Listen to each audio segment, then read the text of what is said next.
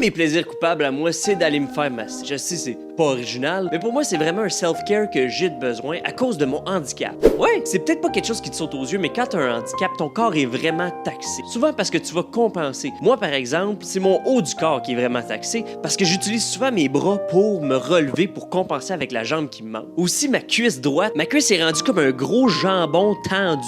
Là, si je te creuse l'appétit, là, arrête tout de suite, là, ma jambe est sûrement extrêmement tendue. Pour moi, aller me faire masser, c'est comme un reset, mais ça n'a pas toujours été facile. Quand j'étais plus jeune, j'étais vraiment plus orgueilleux. J'avais de la misère à me dire que j'avais le droit d'aller me faire masser. C'était un peu comme abandonner. Mais c'est pas vrai. Fallait aussi que je passe à travers mes complexes. C'est pas toujours facile de se dévoiler, surtout dans un scénario aussi révélateur qu'un massage. Je me souviens que la première fois que je suis allé me faire masser par quelqu'un qui me connaissait pas, j'ai texté mon ami, qui était massothérapeute aussi, pour lui demander « C'est-tu correct? » Parce que je voulais pas surprendre la massothérapeute, qu'elle arrive dans la pièce pis qu'elle est juste comme « Oh mon Dieu, I didn't sign up for this. » Je sais pas pourquoi c'est rendu une comédienne de Lethal Weapon. Moi, de mon point de vue, c'est j'allais à son travail, peut-être que j'étais pas le genre de client qu'elle attendait ou qui était capable de recevoir. Puis mon ami aussitôt m'a rassuré, si elle est massothérapeute, est intéressée au corps, ça va pas lui déranger, elle est professionnelle. Et pour de vrai, depuis, j'ai jamais rencontré un ou une massothérapeute qui est pas au moins intéressé à savoir comment masser mon corps. Je deviens comme une espèce de cobaye. Ça en est presque un peu too much des fois.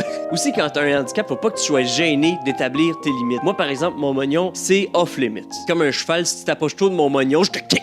Ben avec rien, mais bon. J'ai déjà quelqu'un qui m'a conté qu'elle aimait se faire masser le membre fantôme, puis pour vrai, ça se peut, j'y crois. Moi, j'aurais peur de pogner un massothérapeute un peu charlatan, qui est juste là sur un banc avec un magazine qui fait semblant de te masser, qui est comme « Oh, oh, oh, t'es tendu du fantôme, là.